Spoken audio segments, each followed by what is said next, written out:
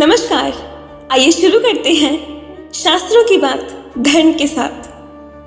आज मैं आपके समक्ष आचार्य चाणक्य द्वारा कहे गए कुछ अनमोल वचनों को प्रस्तुत करना चाहूंगी, जिनके माध्यम से आप अपने जीवन में सफलता, उन्नति और प्रगति को प्राप्त कर सकते हैं।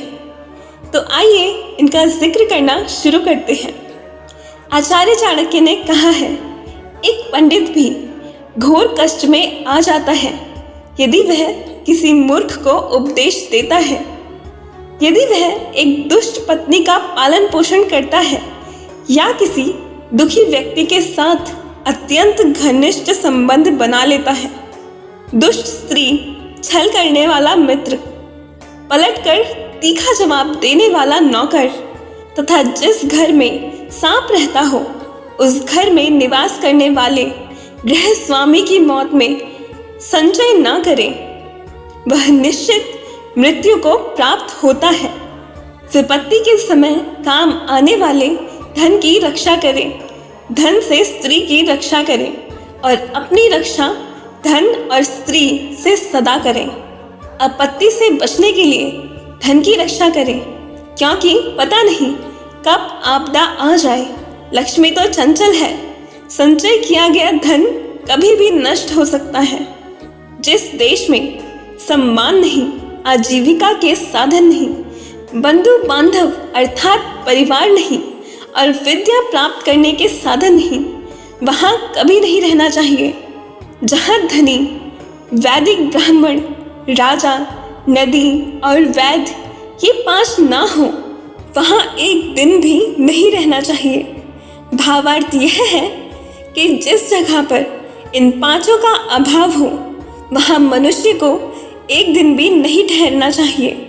जहाँ जीविका, भय, लज्जा, चतुराई और त्याग की भावना ये पांचों ना हो, वहाँ के लोगों का साथ कभी ना करें। नौकर को बाहर भेजने पर भाई बंधुओं को संकट के समय तथा दोस्त को विपत्ति में और अपनी स्त्री को धन के नष्ट हो जाने पर परखना चाहिए, अर्थात उनकी परीक्षा करनी चाहिए। बीमारी में, विपत्ति काल में, अकाल के समय, दुश्मनों से दुख पाने या आक्रमण होने पर, राज दरबार में और शमशान भूमि में जो साथ रहता है वही सच्चा भाई अथवा बंधु है। जो अपने निश्चित कर्मों को अथवा वास्तु का त्याग करके अनिश्चित की चिंता करता है, उसका अनिश्चित लक्ष्य तो नष्ट होता ही है, निश्चित भी नष्ट हो जाता है। बुद्धिहीन व्यक्ति को अच्छे कुल में जन्म लेने वाली कुरूप कन्या से भी विवाह कर लेना चाहिए, परंतु अच्छे रूप वाली नीच कुल की कन्या से विवाह नहीं करना चाहिए, क्योंकि विवाह संबंध समान कुल में ही श्रेष्ठ होता है। लंबे नाखून वाले हिंसक पशुओं, नदियों, बड़े बड़े सींग वाले पशुओं, शस्त्रधारियों, स्त्रियों और राज परिवारों का कभी विश्वास नहीं करना चाहिए।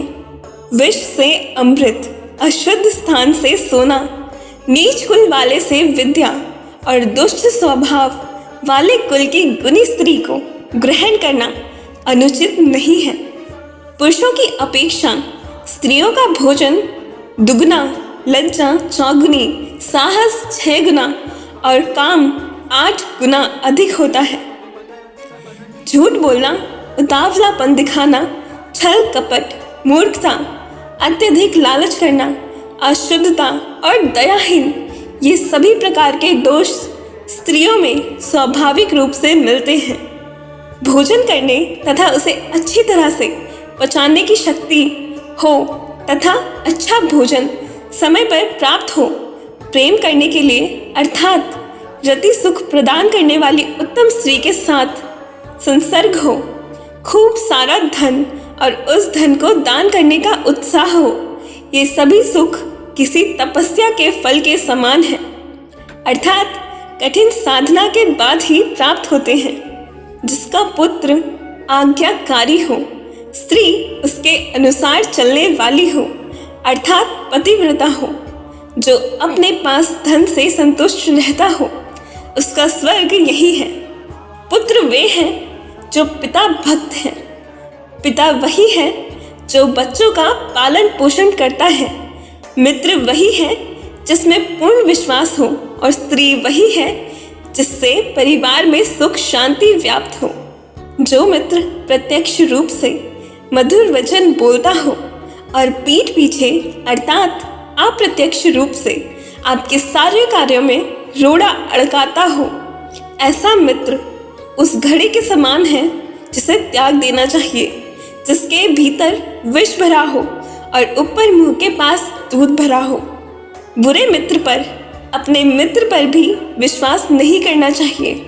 कभी नाराज होने पर संभवतः आपका विशिष्ट मित्र भी आपके सारे रहस्यों को प्रकट कर सकता है। मन से विचारे गए कार्य को कभी किसी से नहीं कहना चाहिए, अपितु उसे मंत्र की तरह रक्षित करके अपने कार्य को करते रहना चाहिए। निश्चित रूप से मूर्खता दुखदाई है और यौवन भी दुख देने वाला है, परंतु कष्टों से भी बड़ा कष्ट दूसरे के घर पर रहना है। हर एक पर्वत में मणि नहीं होती और हर एक हाथी में मुक्ता मणि नहीं होती। साधु लोग सभी जगह नहीं मिलते और हर एक वन में चंदन के वृक्ष नहीं होते। बुद्धिमान लोगों का कर्तव्य होता है कि वे अपनी संतान को अच्छे कार्य व्यापार में लगाए, क्योंकि नीति के जानकार व सदैव व्यवहार वाले व्यक्ति ही कुल में सम्मानित होते हैं। जो माता पिता अपने बच्चों को नहीं पढ़ाते वे उनके शत्रु हैं। ऐसे अनपढ़ बालक सभा के मध्य में उसी प्रकार शोभा नहीं पाते जैसे हंसों के मध्य में बगुला शोभा नहीं पाता। अत्यधिक लाड प्यार से पुत्र और शिष्य गुणहीन हो जाते हैं और ताड़ना से गुणी हो जाते हैं। भाव यही है कि शिष्य और पुत्र को यदि ताड़ना का भय रहेगा तो वे गलत मार्ग पर नहीं जाएंगे। एक श्लोक आधा श्लोक, श्लोक का एक चरण उसका आधा अथवा एक अक्षर ही सही या आधा अक्षर प्रतिदिन पढ़ना चाहिए।